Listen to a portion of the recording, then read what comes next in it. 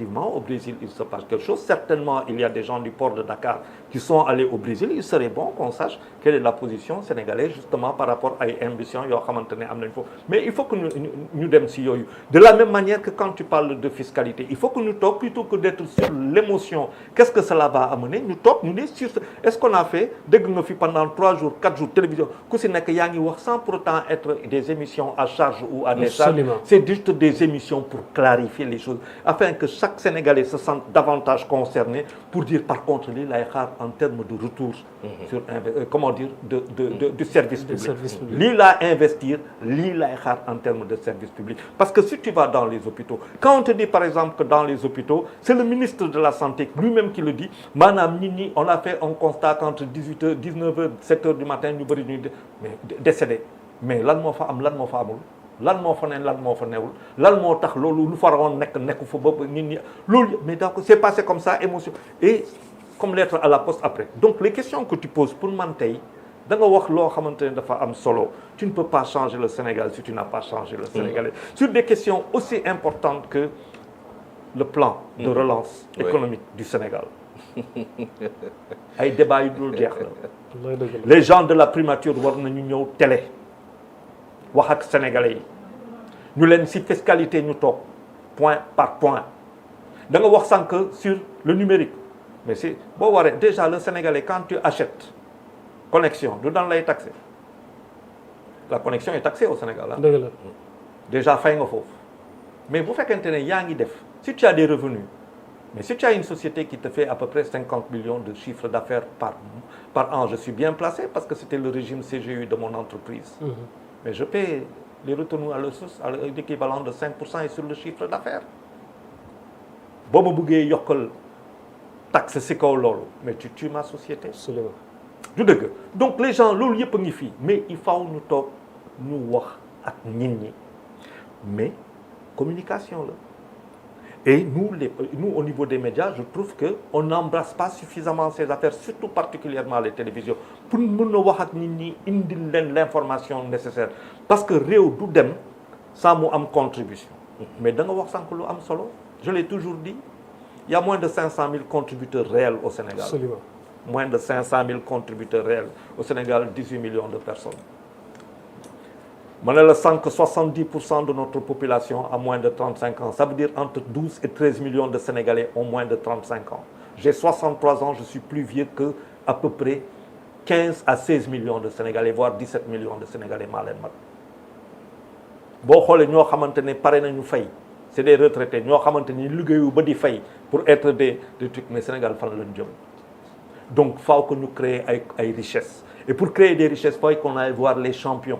Les champions mooy ñan mooy ñoo xamante ne dañuy jóg matin et soir adrénaline ak flair di jël ay risques ñu ànd ak ñoom dans le BTP ñu ànd ak ñoom xool boo loo xamante ne du ñuy def ba xaalis bi ñëw c'est ce qu'on doit faire et expliquer aux gens maintenant nag si tu veux dire 90% de la relance da nga koy jël si poche en ressources internes mais bu fekkente ne da nga koy jël si ñoo xamante ne dañu pauvre te yow tu n'as pas suffisamment communiqué ba ñun ñi jàpp que da ngay ñëw ñun amuñu néew doole nga bëgg a jël si ñun.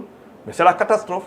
Il faut expliquer aux gens que les 90% dañ koy jël ci Sénégalais yi mais day fekk Sénégalais yi am ci ñoo xamante ne yombal nañ leen ci wàllu investissement yuy ñëw ak le accompagnement yu ñuy def ci ñoom ba ñoom ñu mun a créer ay solutions mun a créer ay emplois mun a ubbi ay sociétés ba nga xamante ne léegi dañuy demaat jëlaat xaalis bi parce que état rôle am c'est pas d'appauvrir les gens. Le rôle d'un état c'est de rendre plus riche sa population, de lui donner un meilleur être dans un meilleur cadre de vie. État dafay yàq tey boo tegee école yëpp mais ce qui se passe chez nous est inacceptable ngay def ay école xale yi amuñu fu ñuy daw xale lan mooy liggéeyam lu dul daw ak yàq mais c'est dans lu muy yàq lay découvrir son intelligence. grand daguma la xam nga. juste pour vous dire société yi. dañuy xaar ci ñi leen war a jiite nu seen àdduna gën a amee nooflaay tey y a 45 villes. En France yoo xam ni transport public bi dañ ko gratifier bi ci mujjee mooy Châteauroux et ñoom ñi ngi projeté vers la gratification transport urbain bu Paris. Le plus grand chantier actuellement ferroviaire dans le monde se passe en France muy le métro de Paris 210 kilomètres ci suuf en sous-sol 53 kilomètres ci suuf xam nga ni kooku ñooñu nekkuñu naan réew mi dañ koo fekk en 4e sous-sol ndax 53 mètres ci suuf. waaw nit ñi ñu ngi nàccal seen xel di fa def loo xam ne seen ni mu ngi jariñ seen i société soo demee Danemark santé éducation ñi ngi ci ay processus pour mu nekk gratuit yow nga ñëw ni léegi fii pour nga tux da ngay fay grand dagguma la ñii dafa am loo xam ne dañoo ñëw fekk ko fi ci li gën a yomb ci réew muy développé gis nga Dubaï 1990 c'était quasi désert. un désert. Voilà Dubaï autoroute képp la autoroute bu def 35 kilomètres yow am nga Dakar Diamniadio Touba highway ville li ci gën a jafe mooy autoroute yow nga am Touba ba Diamniadio plus de 100 et quelques kilomètres il faut créer de nouvelles villes futuristes neel Bougane Gueye Dany viens investir dans l'immobilier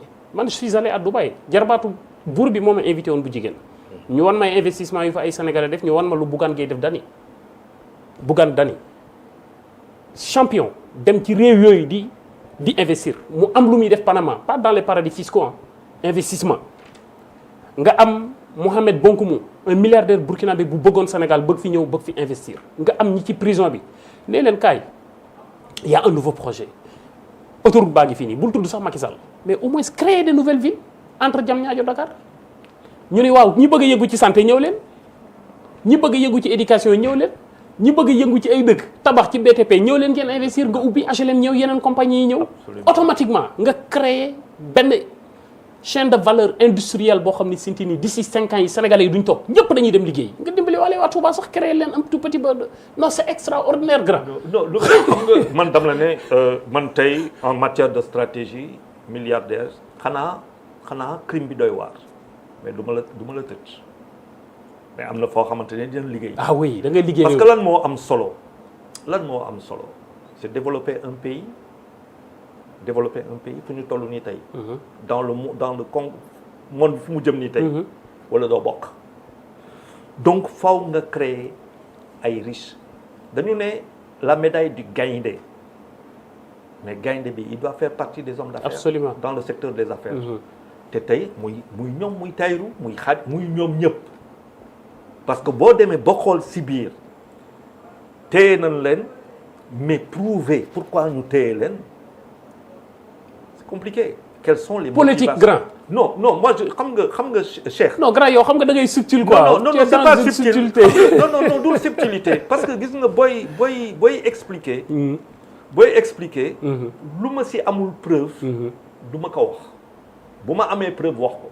Tout ce que la loi ne m'interdit pas, je me l'autorise. Je suis tout à fait d'accord. grand dagguma la excuse-moi dagguma la waxuma la milliardaires yi ñu tëj ci kaso bi mais mënoo am Sénégal bu war a organiser les JO de 2026 muy événement bi ëpp doole ci àdduna bi ci wàllu sport di am pour une grande première ci suñu continent bi di Afrique muy am Sénégal JO de Paris 5 ans lañ ko publicité pendant 5 ans ngay gis ñuy defar fleuve yi nekk Paris ñii di ñëw investisseurs yi arabes yi di ñëw di tabax ay restaurant 5 étoiles carnivore ñii di ñun ñu waroon a nekk ci promotion wu tey lan mooy taaru nan la ñuy accueillir JO bi. mais dafa am lu am solo Cheikh. am na benn wax bu ñu fi wax PM wax ko premier ministre Ousmane Sonko les fonctionnaires ne peuvent pas être des milliardaires. yaa ngi comprendre. Il appartient aux hommes d'affaires d'être des milliardaires. Celui qui prend des risques kooku moo war a nekk milliardaire. Absolument. mais kooku pour mu nekk milliardaire foog mu am un cadre. qui lui permet d'être milliardaire. mooy li ngay wax français. Exactement. ça veut dire sunu réew foog ñu nangu loolu. foog ma nangu man bii doon fonctionnaire yow bii nga ñëw seet si ma nii. ma xam ne que yow bu fekkente ne ma nekk homme politique nekk premier ministre nekk président de la République xool la ne ko Cheikh bi su ma ko jàppalee il va coudre pour à peu près 5 à 6 millions de personnes au Sénégal buñ ko gënee jox la ko l'Afrique de l'Ouest moo leen di ñëwal mais kooku nga fa nekk c'est avec ta petite boutique ton petit Non, ça ne pourra pas. ça se construit et État mooy comme justice mooy comme kii dañ lay ne la loi est impersonnelle ak yu demee noonu mais loo gis cas la te cas bu nekk day utee ak beneen en fonction de la sensibilité de ce cas loolu tax sur les hommes d'affaires lu ngay wax ni ces milliardaires la sensibilité fait que ce sont des cas yoo xamante ne foog ñu taxaw aussi ce n'est pas une question de non je suis tout ce qui se dit moi je suis comme ça fondamentaliste comment dire radicaliste ak yu demee noonu doo dem fenn munoo toog avec France wala États-Unis di liggéey ak ay confrontation ak États-Unis nga xam ne il a sa planche ils ont leur planche à billets munoo toog ak Union européenne ils ont leur banque quand il y a eu le Covid quand il y a eu la crise de 2008 la crise d'abord alimentaire après la crise économique la crise financière l'effondrement de l'immobilier ak yu demee noonu qu'est-ce qu'ils ont fait ils ont sorti les billets ils ont alimenté ñun amuñu doole boobu pourquoi amuñu doole boobu nous sommes dans l'affaire boo xamante ne lu bëri dafa ko téye par rapport à des relations très étroites que nous avons avec la France concernant le truc est-ce que il faut tout jeter certainement pas parce que boo xoolee comment les Nigérians viennent investir avec UBA boo xoolee comment les Marocains viennent investir dans le secteur de lu mu tudd l'assurance et le secteur bancaire tu te dis mais pourquoi ces gens hors CFA viennent chez nous pour le CFA cela veut dire que le CFA a une importance sur laquelle il faut savoir s'arrêter mais dafa laaj lu nga wax sànq ça veut dire qu'il faut être extrêmement pointu et pour que tu sois extrêmement pointu je suis désolé foog nga toog avec les plus pointus et les plus pointus boo ñëwee toog ak ñoom ñëpp ku jub man dama ne si tu veux être te di être un homme saint ak yu demee noonu demal jàkk ba wala nga dem église wala nga dem temple moi je suis pas dans ça man c'est-à-dire je suis un pécheur impel di ñaan di jëm tous les jours may jëm a xool lu may def ba yàlla baal ma ak suma morom mu baal ma ak mais ça veut dire ma jéem a def lu ma war a def sama réew te loolu ñëpp mënuñu ko parce que lu koy dicter c'est le flair beneen bi c'est l'adrénaline c'est un savoir-faire que 99% des Sénégalais n'ont pas, voire 99,98% des Sénégalais n'ont pas quand il s'agit de faire de l'argent. Parce que nous, lu leen di nourrir, lu leen di yóbbu, sinon ça va ku si nekk si ñun tey ñu ngi entre 2 avions 3 avions di circuler dans le monde parce que kuy wax xaalis foo dégg nit di wax xaalis c'est parce que amul jot liggéey ko. parce que koo am jot liggéey xaalis amul jot pour wax ko. donc il faut que nous changer de paradigme dugg si biir loolu ngay wax nii mais en espérant que le plan de relance économique du Sénégal soit un plan d'achèvement pour la construction de milliardaires au Sénégal. non grand man moom politique moo quoi mais gis nga ñi fi nekk nii.